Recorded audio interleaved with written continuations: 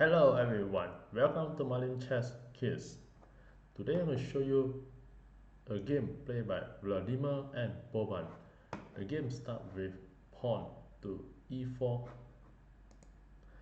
c5, knight f3, knight c6, bishop to b5, attacking the knight and g6, played by black. And now the white castling and bishop g7. Then white played c3 and knight f6, and this is the first 5 moves, and you can see that the position is equal. Then the game to continue, the white play rook to e1.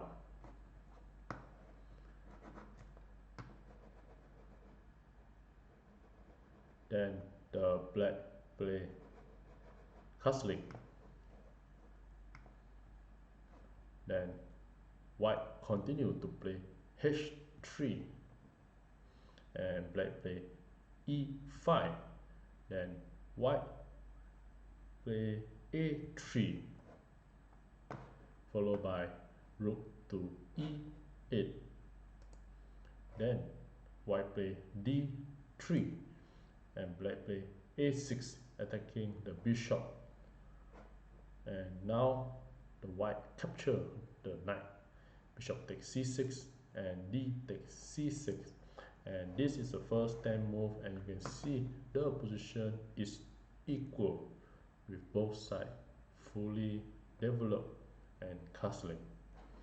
Then 11 move, queen to c2, and now the black play knight h5. So this knight ideal is to move to knight f4, and also you can attack the pawn at g2 or h3. White play b4, attacking the pawn. Then c takes b4 and a takes b4, and here the position is still equal after 13 move. Then bishop e6, developing the bishop, and knight to a3, and this is blue color is indicating the critical path that the white knight can play. For example, the knight can go to knight c4. You can have a double knight attack the pawn at e5, or you can go to knight a5, attacking the pawn at b7.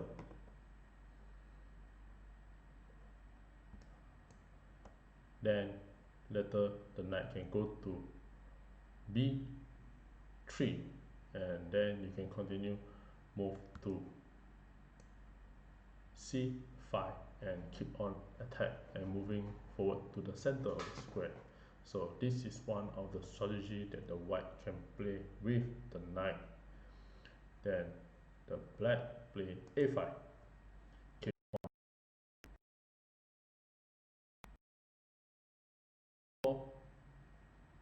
was played with the idea of capturing the pawn at a5, and now the black push the pawn to a4, and here the white play knight a5 to block the pawn being protected by the rook. Therefore now the rook can capture the pawn at a4. Then the black play queen to d7, and now the rook capture the pawn. Rook takes a4, and now rook a d8. We double up the queen and rook and prepare to capture the pawn at d3. And in this position, after 17 move, the white is better because winning the extra pawn. Then move 18, white play bishop to e3, and at here you can just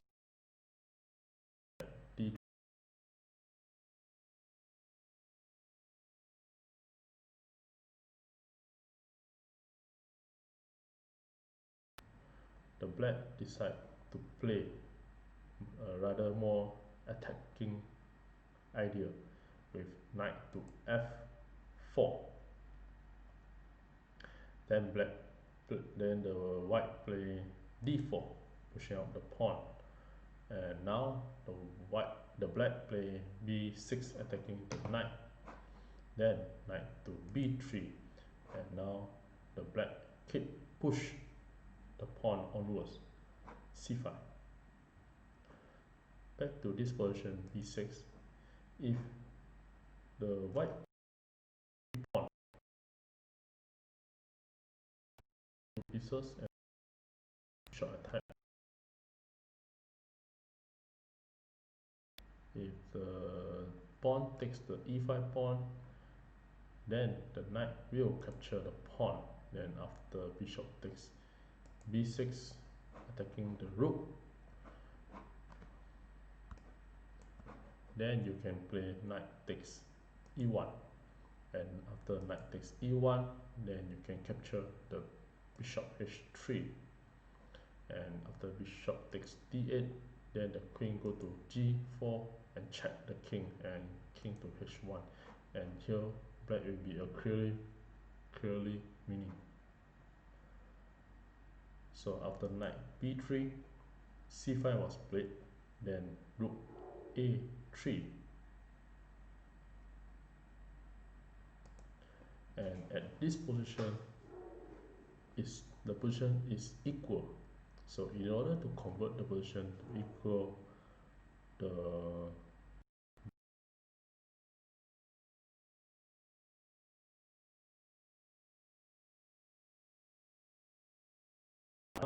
knight is sacrificed, then the bishop can capture the pawn at h3. So the black decided to sacrifice the knight for 2 pawns in this game.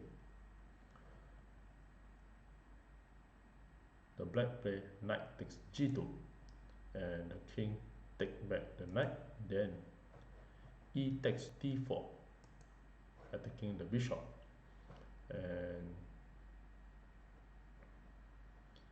actually you can also take the pawn at h3, bishop takes h3, check the king, and king to h2, and now you can play bishop g4, attacking the knight.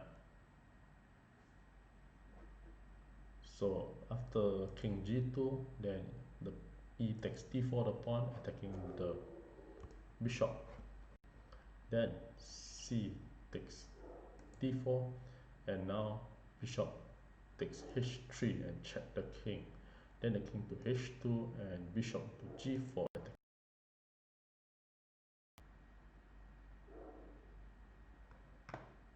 So in this position, if you to capture the pawn, b takes c5,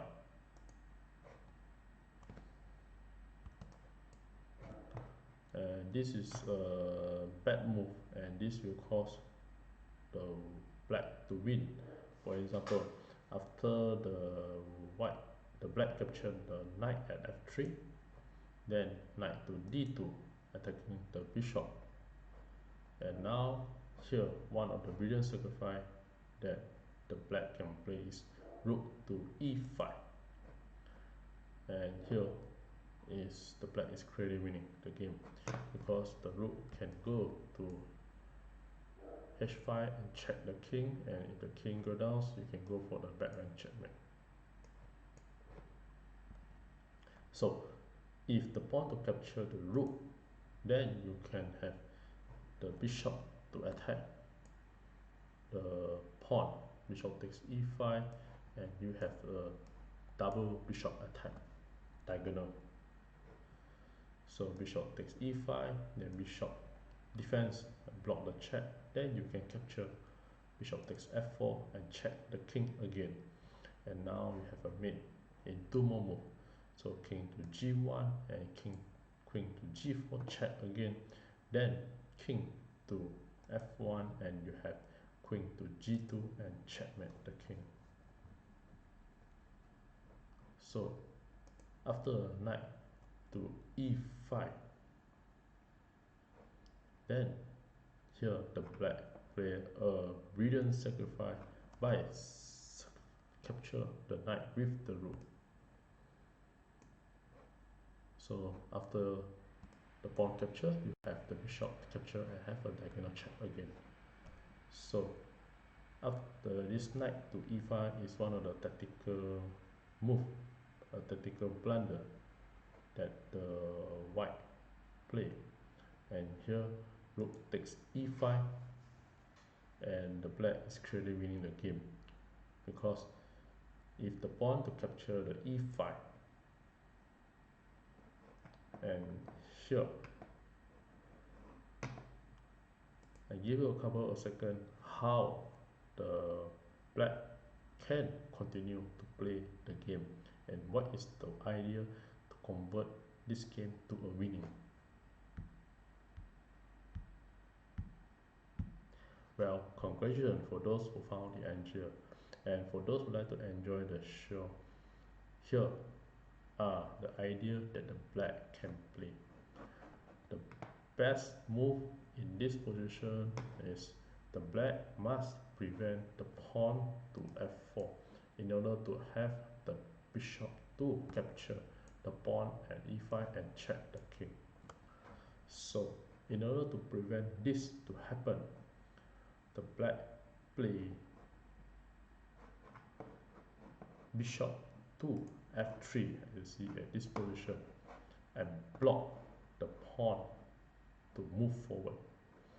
So bishop f3 was played, and now the queen can come to g4 and have a checkmate at g2.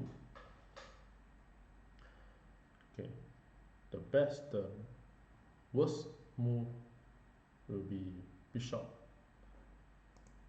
capture the pawn at e5. So after the bishop capture this pawn, you can have a f4 attack. Then if c takes b4, rook to a2, and here white is slightly better in this position. Block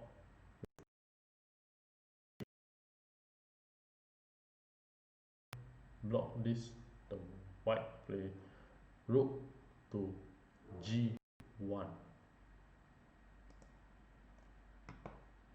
and after rook to g1, now the bishop capture the e5 and check the king, and here the black is winning in between 13 to 14 move. And after rook to g3, again the black pressure and move forwards to attack by playing queen to g4. So after queen to g4, the white have not much move, and here the black is clearly winning, and then the white resign the game. And if the game to continue, for example, the mating idea for the black will be like this. So let's make an example move like rook to a2. Then you have the queen to h4 check the king, and the king go to g1, and then the queen can go to h1 and checkmate. So for example, queen to h4, king to g1, and here you have the bishop and the queen checkmate the king, queen to h1 and checkmate.